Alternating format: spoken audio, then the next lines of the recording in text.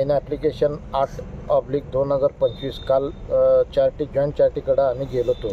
ही application घेऊन गेलो होतो आणि ज्या वांडलेस हॉस्पिटलमध्ये जे काय बेकायदेशीररित्या ही सगळी चाललेलं आहे त्यासाठी हे सगळं नमूद केला. तिथं PTR आणि घटना मेन आम्ही वांडलेस हॉस्पिटलचं घटना हे दाखल केलं आहे आणि आम्ही त्याच्यावर स्टे प्राप्त केलं आहे. इन ॲप्लिकेशन 8/2005 मॅडमनं स्टे ग्रांट केलेला आहे. ग्रांट केल्यावर आम्ही काल 6 वाजले आम्हाला ते स्टे ऑर्डर द्यायला, कारण भरणा हा गव्हर्नमेंटचा भरणा भरण्यासाठी मुदत 3 वाजेपर्यंत असतो. 3च्या नंतर तिने भरणा घेत नाहीत.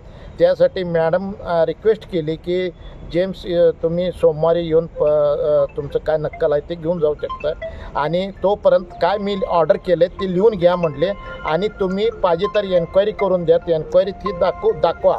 यांनी एन्क्वायरी करून द्यात, आम्हाला फोन करून द्यात. आम्ही यांना उत्तर द्यायला आम्ही वी आर रिस्पॉन्सिबल.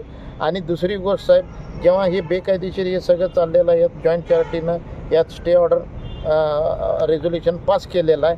10/6/2025 स्टे ठेवलेले आहे.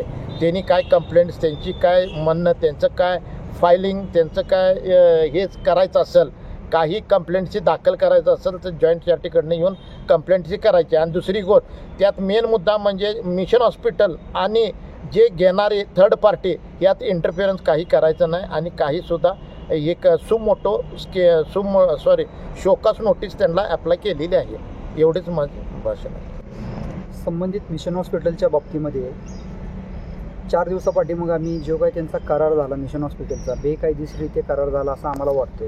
तर त्या कराराच्या विषयी आम्ही थोडीफार माहिती घेतली होती. तर त्या करारामध्ये मिशन हॉस्पिटलचा कामगारांचा विषय असेल किंवा हॉस्पिटलचा विषय असेल तर तो पूर्ण चुकीच्या पद्धतीनं त्यांनी करार केलेला आहे. आणि तो करार कुठल्याही पद्धतीनं कुठल्या कामगारांना किंवा स्थानिक लेवलच्या लोकांना किंवा बाकीच्या मिशन हॉस्पिटलच्या विश्वासांना कोणालाही न विश्वासात घेता जो करार केला तो तिने लपवून ठेवलेला आहे. आणि ते करार विचारायला आम्ही गेलो होतो 4 दिवसापूर्वी.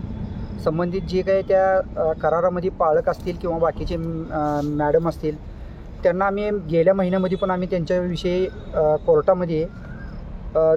कोर्टाच्या मार्फत वकिलांच्या मार्फत त्यांना नोटिसा काढलेले होते की बाबा तुमचा करार काय झाला आहे ते आम्हाला दाखवण्यासाठी तुम्ही या. परंतु त्यांनी कुठल्याही पद्धतीने आमची स्वीकारली नाही. बाकीच्या गोष्टी तिने धुडकावून लावल्या. म्हणजे जसे की जिसकी लाठी उसकी भैंस असं केल्या पद्धतीनं जी मिशन हॉस्पिटलमध्ये चाललेला कारभार आहे त्या कारभाराला विरोध करण्यासाठी म्हणून आम्ही कुठलीही गोष्ट ही उचललेली पावलं नाही आहेत.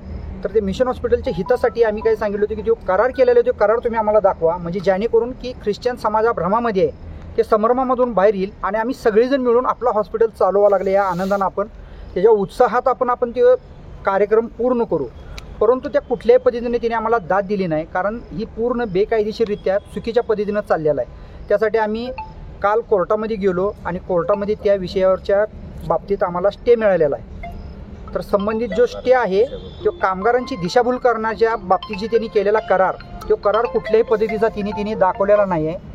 तो करार तिने दाखवावा यासाठी आम्ही कोर्टामध्ये गेलेलो आहे आणि 10 तारीख पडलेली आहे. त्या 10 तारखेच्या आत त्यांना जी काय संबंधितींचं म्हणणं आहे ते मानण्याचं आहे. आणि जो करार झालेला आहे त्या करारामध्ये कामगारांच्या विषयी पगार अजून त्यांचा दिलेला नाही. उद्याच्याला त्यांचे ओपनिंगचा विषय घेतलेला आहे, बाकीच्या गोष्टी घेतलेल्या आहे, फंड कुठला नाही आहे त्यांना कामगारांच्या पगाराच्या बाबतीत. आणि महत्त्वाचं म्हणजे काय 8% महत्त्वाचा जो मुद्दा आहे, जर तुम्ही एखाद्या संस्थेला मदत करत आहे तर 8% व्याज ही कशाचं आहे? 80 लाख रुपये वर्षाला त्याचं व्याज आहे. मग त्या महिन्याला 8 लाख रुपयाच्या प्रमाणात 80 लाख रुपये वर्षाचं तरतूद आहे. जर हॉस्पिटल ही जर व्याज जर देऊ शकलं नाही तर त्या जमिनीवर त्याचा सगळा बोजा चढणार आहे.